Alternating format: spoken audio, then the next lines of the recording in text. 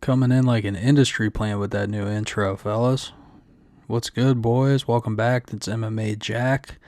Today we are going over the UFC 308 main card, super stat card, typical Abu Dhabi card.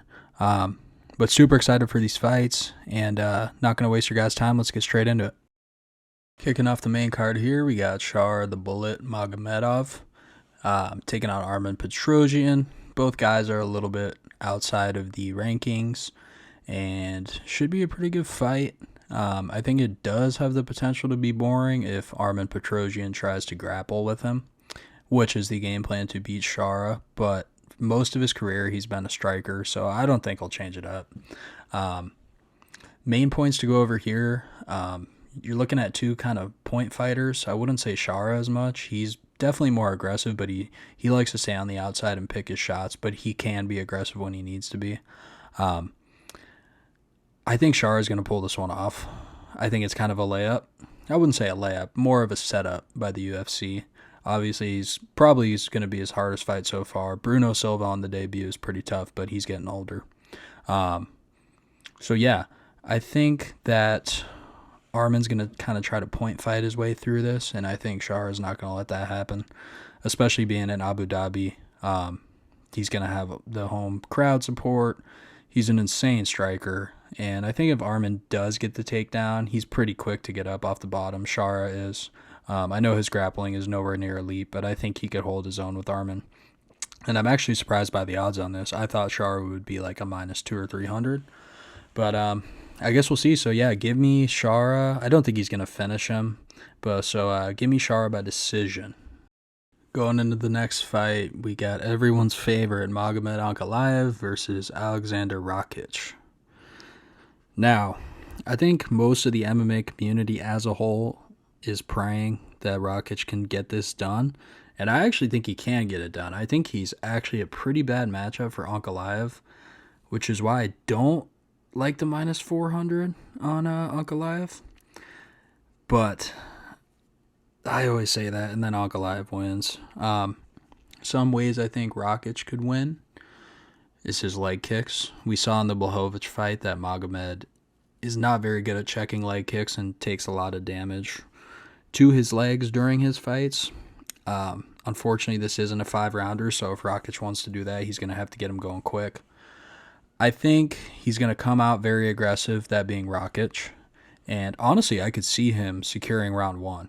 I could see him kind of fighting like how he fought Yuri at 300, just coming out banging, maybe catching Ankalaev off guard a little bit. But then I see as the fight goes on, he slows down. Magomed's holding up against the fence, kneeing him in the thigh, doing his work, and he cruises to a decision. I don't see a finish here. Hopefully, let's pray to the MMA gods that Rakic can knock out Ankalaev, but at the same time, I don't know if I want to see that because I do want to see Alex versus Ankalaev. So give me Magomed Ankalaev by decision. Hopefully Aleksandar Rakic by decision or knockout because he ain't submitting Ankalaev. Moving on to the featured fight of the night, we got Lerone Murphy, the up-and-comer, versus the gritty veteran Dan Ige. This should be a good fight. I think this fight does have the potential to be boring, unfortunately, because Lerone Murphy is the respawned Leon Edwards. He's a very technical point fighter. He's going to stand on the outside, pick his shots, avoid any blitzes or brawls for the most part. When Dan Ige is kind of the opposite. I think Dan Ige loves getting in the pocket, banging. He loves just brawling and violence. And Ige is a badass. I mean, you guys know he stepped up on short notice against Diego Lopez and put on a pretty good fight. So, unfortunately, I think Lerone Murphy is going to get this one done. Dan Ige obviously has a chance. Watch him as a live underdog as the fight's going. But Ige tends to struggle against taller, lengthier guys like Lerone Murphy. Pause. I think what we're going to see here is Dan trying to in a controlled manner brawl, and Lerone shutting it down and staying on the outside, picking him off. Leg kick, body kick, 1-2. Typical Lerone Murphy stuff. Yeah, so give me Lerone. There's always the chance with Dan as a live underdog, but at this weight class, you don't see too many knockouts. Ige does have knockout power for sure, but I think Lerone's just too quick, and he can avoid most of the strikes that he's going to throw, the big power punches that would put him out. So give me Lerone Murphy here by decision. Oh, boys, I am hyped for this fight. Co-main event here, Khamzat and Rob going at it. This fight's been a long time coming. It was booked for the Abu Dhabi or Saudi Arabia fight night. Khamzat had to pull out due to an illness, which is a very, very rampant problem with him, it seems. And that's one of the reasons I'm going to lean Whittaker in this fight. Another reason being the fight is 5 rounds. And if you guys remember anything about Khamzat's previous fights, is that he tends to gas. So at the end of the Burns fight and at the end of the Usman fight, he was gassed out. He probably would have won the fight if it kept going with Burns. But honestly, I was favoring Burns at that point. And I think Usman definitely would have taken over the 4th and 5th round and maybe even finished him with a TKO or submission, just having Khamzat totally gassed out. I see this fight playing out. Khamzat comes out like he always does, firing on all cylinders. Whittaker's got great takedown defense, and if he does get taken down, he knows what to do when he's on the ground. He always makes the right decisions. So I could see Khamzat coming on super strong. Whittaker survives it. Round 2, maybe he wins again. Whittaker's, he's barely hanging on from fighting off the grappling and submissions, but that's when he'll start to take over. I think he's such a clean striker. He's got the perfect takedown defense for Khamzat. And I see him picking him apart. I see Khamzat fading, and I see Whittaker maybe getting a round 4 or 5 TKO. I know that might be a hot take, but hey, we're in it, man. Let's go. Let's go, Robert. Yeah, give me Robert Whittaker by TKO in rounds 4 or 5. And we made it. Main event. This personally is probably my most hyped up fight of the year so far.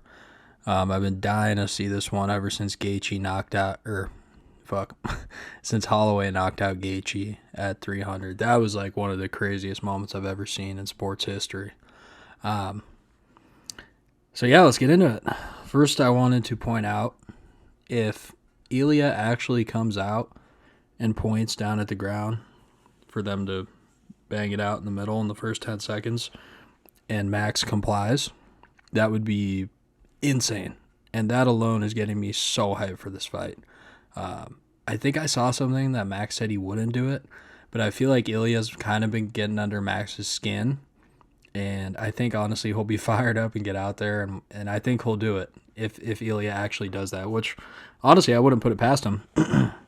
I think Ilia's, he's never not done what he said he was going to do, and I think he's really good for the sport. A lot of people don't like Ilia, but he's putting himself out there, making all these ridiculous claims, saying, I'm going to knock him out in the first round, and he's not going to do shit to me. He's putting his pride on the line, and we need that in the UFC. We can't have just all nice guys, I also thought he was really funny recently in his interviews. He's like a total NPC with English. If you guys have been watching like any of the face-to-face or the one with Ariel Helwani, I don't know, the dude cracks me up. So I'm a fan of both. Obviously, I'm rooting for Holloway in this one. Got to go with him. He's just a legend of the game, and the moments that he's put on, the fights he's put on is incredible. So he's one of my favorite fighters. But unfortunately, I think I'm going to have to lean Ilia here. First point being Max struggles against shorter fighters. Case in point, the Volkanovski fights. Now, you could make an argument that he won one of those fights, and I believe he did. I believe he won the second fight. But we saw in the third fight, he got absolutely demolished by Volkanovski, and Ilia is very similar to Volkanovski. They're both short, stocky, but Ilia has a lot more power than Volkanovski does, and he moves just as quick as Volkanovski does. A lot of people were saying Volkanovski was compromised coming into that fight. I agree, but I disagree. just because he got knocked out doesn't mean it's not the same Volk. I mean, he was doing super well in round 1. I think he actually won round 1 on 1 or 2 of the judges' scorecards. I could be wrong on that, but yeah, I think Ilia just hit him with one of the most ridiculous hooks I've ever seen in my life and put him to sleep, unfortunately. R.I.P. Volk. Hopefully he comes back soon. We love Volkanovski. But another reason that I think Ilia is going to win this fight is because Max was at lightweight. And lightweight Max is a lot different than featherweight Max is. He's had a lot of problems cutting weight down to featherweight. When you cut that much, your body's weaker. You have a worse chin. And I don't think Ilia is going to knock him out. I see this more playing out as a decision because obviously Max Holloway has the most goated chin in UFC history. But yeah, I think a lot of people are thinking of lightweight Max as fighting. No, it's featherweight. And he has to be right on championship weight. So hopefully the weight cut goes well for him, but I'm honestly not 100% sure. I think that's just another reason to go against Holloway here. And also, Ilia has grappling. And Max has pretty good takedown defense. He showed that in the Volkanovski fight. Not many other people have tried to take him down because there's not too many grapplers at the top of the featherweight division. But if Ilia needs to, he can resort to that grappling. And listen, I'm the biggest, Max Holloway fan as you guys are, but I really hope he wins. But unfortunately, I think for the channel's sake, I'm going to have to pick Ilia here, and I think the odds reflect that pretty well. I did not expect him to be a minus 250, but he is. And you know what? I'm probably going to throw like $20 on Holloway just because I believe the Bless Express. But unfortunately, I'm going to go Ilia by decision here. Should be a great fight, though, and I think it's good for the long term of the UFC if Ilia wins. Because if Max wins, they could do the Diego Lopez fight or Volkanovski again, but we've already seen that 3 times now. And I think Ilia just has the championship aura, and he talks a lot of shit, and he would be good for the UFC. So I guess there's really no losers here in the UFC's eyes. But yeah. Hope you guys enjoyed the video. Like, comment, subscribe if you did. I'm always down in the comments. If you guys disagree, agree, drop it. I will respond. And hope you guys like the new intro and the new profile picture on my channel.